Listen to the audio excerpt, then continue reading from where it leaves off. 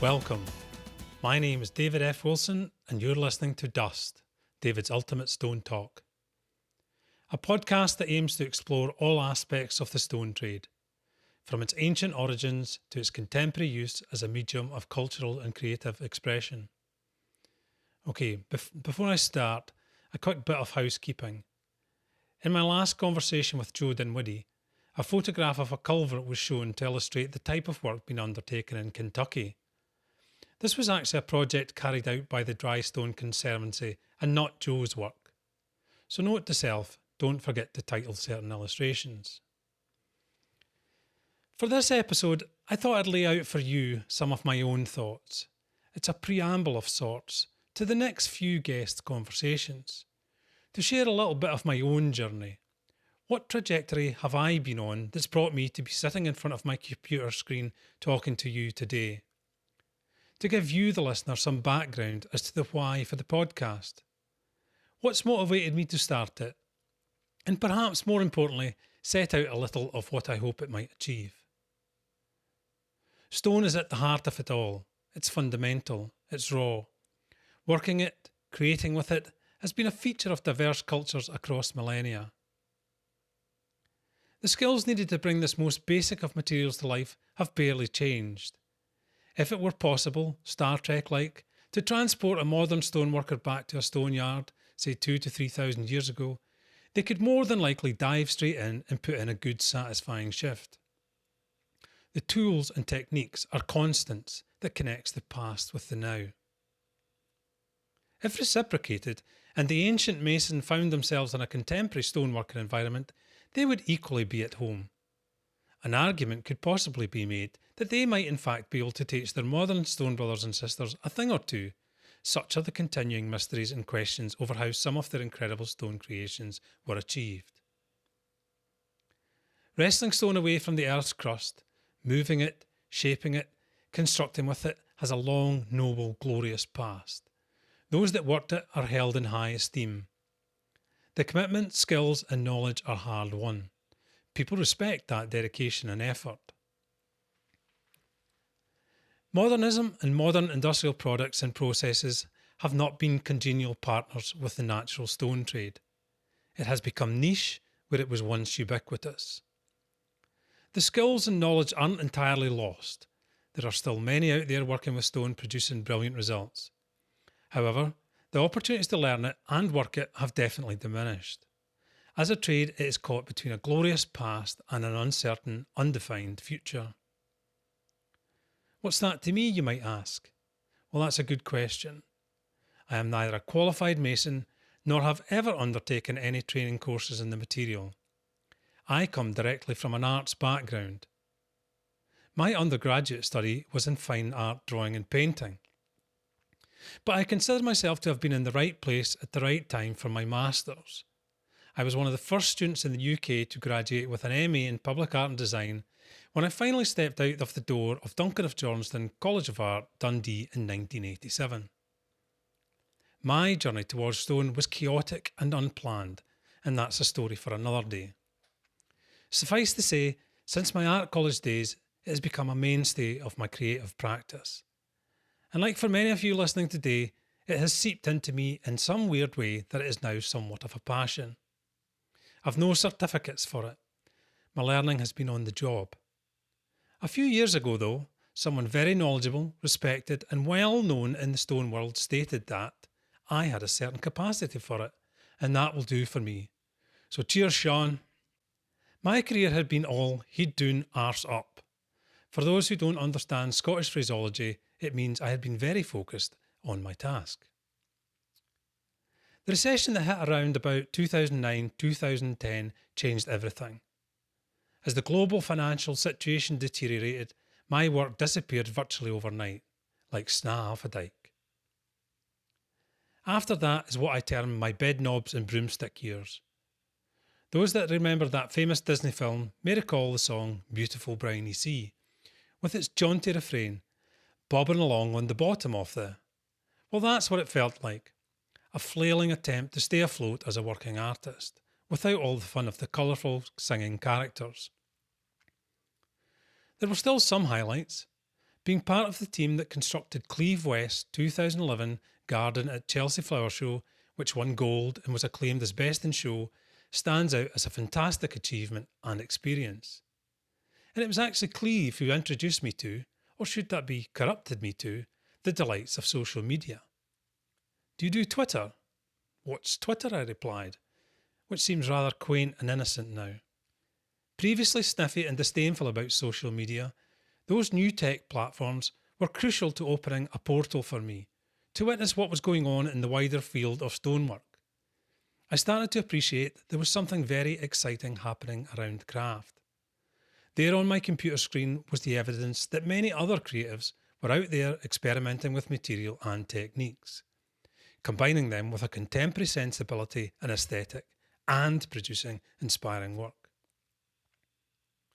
Central to raising my awareness of what I saw as a shift away from a purely traditional emphasis towards stone was an association in the United States called the Stone Foundation, which aims to advocate and celebrate all aspects of the trade, headed by the erstwhile leader of the pack, Thomas Lips. I observed with envy the annual symposiums the foundation ran. They looked like great fun, and boy did I want to attend one. These were annual gatherings of members, a get-together of what Thomas called the Stone Tribe. These looked like my people. How could I join the Stone Tribe? Attending one in my present state of austerity was beyond me. Lamenting about it over breakfast one morning, Jane suggested there must be funders out there that might help sponsor a trip. Taking a break later that day from a project I was struggling with, I sat down at the computer and did a Google search. The first thing that popped up was the Winston Churchill Memorial Trust Travelling Fellowship. Quickly skimming over the criteria showed, however, there was a bit of a problem. The closing date for applications was that day at 5 p.m. Given that by now it was already after 2 o'clock, it was now or never. So apologies to any other fellows out there who sweated over their applications for weeks. With 10 minutes to spare, I completed my submission and thought, hey ho, there's always next year. Imagine my surprise and delight then when a few days before Christmas 2015, up popped an email that congratulated me on getting through the first round. Again, long story short, in 2016 I was awarded a fellowship to travel to the USA and Canada to research the contemporary use of stone in urban spaces. Gaining the award has set me in a new direction of my own journey. The Trust's motto is travel to learn, return to inspire. Upon completing their travels, the only stipulation the Trust places on its fellows is that they publish a report and lay out a series of suggestions, recommendations and actions that they feel could benefit their field of practice. It's an amazing scheme that promotes both personal and professional growth, allowing new ideas and best practices to be garnered from around the globe, then brought back to the UK to encourage debate and reinvigorate British society. I called my report Creative Space, a term that I feel has many possible interpretations. You can download it from my website, and I've also added a link to it on YouTube. But if you'd prefer to have a physical copy, I'm more than happy to send you one. Drop me an email or message with your address and I'll stick one in the post. My travels were such an amazing life experience. The Dust podcast is my attempt to fulfil the inherent obligation I feel to further the Trust's mission. To make my contribution to what I feel is an important subject of debate that will benefit from further discussion and exploration. The Trust very kindly provided additional funding for the podcast, and I'm incredibly grateful to them for their continuing support. Essentially, the podcast is a vehicle for my own continued learning. I'm all too aware of my own gaps in knowledge. They're pretty significant. Sitting behind this microphone in no way signifies expertise. I am not a scholar of technique or historical heritage. Others have far more knowledge of those aspects than I. To me, stone was simply another medium in my artistic toolbox. My focus has never been on what it was, but what it can be. On my fellowship travels, I met so many interesting artists, creatives and enthusiasts that shared my passion. Hearing and seeing their different approaches to the material was inspirational. But what struck me most was that they each had what I call the Stonies' smile. It's an inner contentment and happiness that shines out from their faces, a quality I directly link to their intimate relationship with stone. I hope by continuing these conversations, others can gain from hearing their journeys and experiences. If this could inspire anyone along the way to explore their own creative space through the craft, that would be an added bonus for me, but more excitingly for they themselves. Any field of human endeavour benefits from the clear setting out of goals and developing plans towards achieving them. As efforts progress, taking time out to measure and reassess if methodologies and practices are working is essential. More often than not, the goalposts have moved. What worked previously may not address today's problems. Current methods may not be fit for purpose. They must adapt or die. Avoiding stagnation of thought is a fundamental part of the human condition. Change is vital and inevitable for continuing human flourishing. Complacency and sticking to what you know is problematic. However, it's an easily understood human trait. Groups with entrenched attitudes where innovation is discouraged and ears are deaf to new ideas are susceptible to decline. The Stone Tribe would do well to accede to this truth. What is truly brilliant about the role of the Trust is it is set up to address this exact problem. It actively seeks to embolden disruptors. It empowers fellows to shake things up. They recognise that only through individuals stepping away from what is comfortable can they be given the licence to question and challenge. Current perception or methodologies will only be open to change through that process. Stepping out from behind the rock pile, lifting my head up from where I am most comfortable, isn't the easiest thing for me. I feel neither confident or competent doing so. But there are things I want to hear about and say in relation to stone that I think others might also enjoy. It's a crucially important era for the trade. It has never been so in danger. So here I am stepping publicly into that creative space, one open for dialogue to all those willing to enter into it with me, to explore the issues around the contemporary use of stone, to learn, to investigate, to celebrate, to advocate, to question and to challenge, where as a group the Stone Tribe sits today. The world of stone has so many interesting cracks and crevices to fumble about and to explore. Talking to others who operate in those spaces, I hope will illuminate the issues facing the trade. Moving on to set up the forthcoming conversations, now I'd like to tell you a couple of little anecdotes that I think illustrate what I believe is something of an ace up the sleeve for the Stone Tribe. I'll call it the Human Stone Accord. A few years ago, I was invited out by friends to enjoy a Saturday afternoon's football spectating. This was a jolly outing with free hospitality in the club's restaurant and bar. A great day was had by all. Meandering homewards after, and being quite tipsy but not entirely fou, we elected to stop off for a last quick one at a local bar. It would have been unseemly to return home sober after all.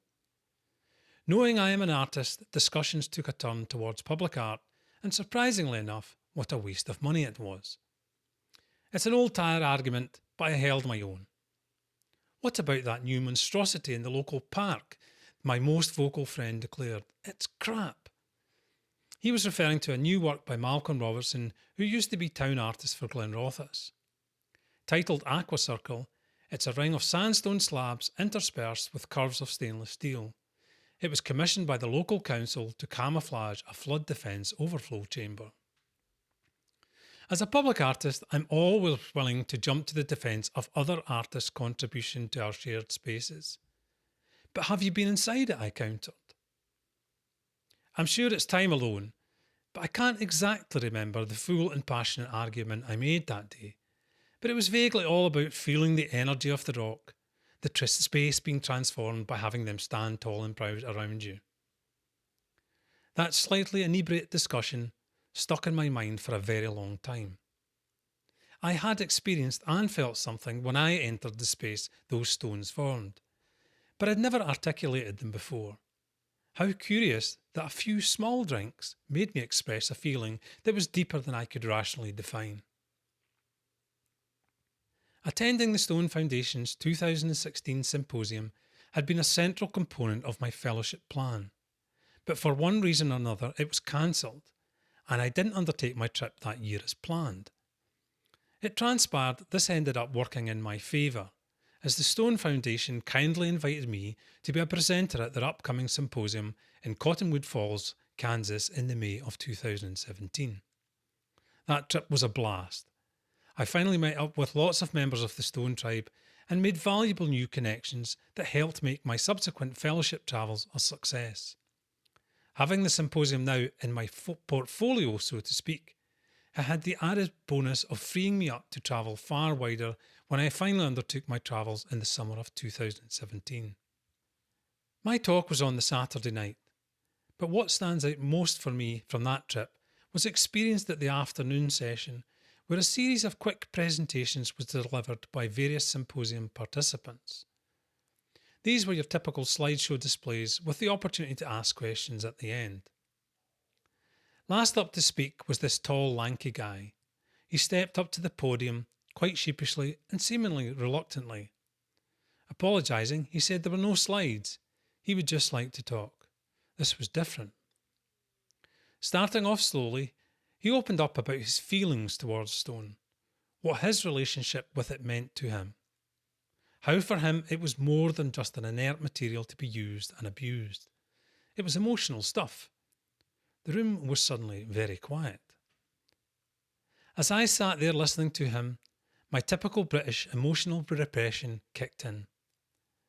This guy standing out in front, baring his soul, being so open and honest, was making me strangely uncomfortable. I shifted about in my seat. I wasn't used to witnessing such a public display and outpouring of feelings. Someone expressing their deepest emotions. But the more he spoke, the more I listened, the more I identified and understood what he was saying. What he was articulating so passionately was exactly how I felt towards stone, but had never been able to fully communicate even to myself, apart from that Saturday afternoon in the pub. It was like he had looked inside my psyche. He was saying what I could not. It was powerful stuff. I'd say experiencing his talk changed me. It was an incredibly moving and brave thing to undertake, to stand up in front of your peers and expose yourself in such a genuine manner. It was the essence of what was said that afternoon that is the ultimate trump card for stone as a material. Its undeniable, unique specialness. In some hard to define way, there is an otherness to it, something that we as a species connect to at an emotional level. We who have a relationship to stone know this. We feel it deeply. We are enriched by our exposure to it. Others aren't so fortunate. They either ignore it or discount it. Our modern way of life increasingly lessens our contact with it, suppressing a bond that I think links us to part of our shared human history. We are in danger of losing something of ourselves if we allow natural stone to become less central to our existence. Stone is beyond the tangible.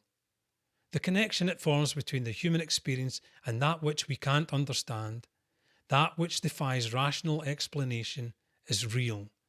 It relates to feelings and emotions beyond language. That is its unique quality. Rock and stone allows us to put our fingers around the big mystery. It's a direct confrontation with what it is to be human within the universe. Caressing its surface, we touch with precision the unknowable. Its reality articulates an unquantifiable sense of time. But for some reason, that's not frightening, but comforting. Let's celebrate that. I want dust to be a catalyst for positive conversation around all things stone. But I recognise it's a field with many diverse opinions. I'm really keen to hear from you. What are your thoughts on the topics of discussion? Feedback, positive and negative, will help it grow in directions that bring benefits to all of us in the Stone Tribe. And hopefully, as dust disperses on the wind, it leads to a broader appreciation of what the material and craft has to offer those willing to let it enter in whatever way to their lives. Allowing new voices and opinions into the debate is essential, and I'm open to engaging with anyone out there that has stone as part of their journey. So I've got a story to tell, I want to hear it, and I know others will as well. Many thanks for listening to me today, and I look forward to sharing many more conversations with you.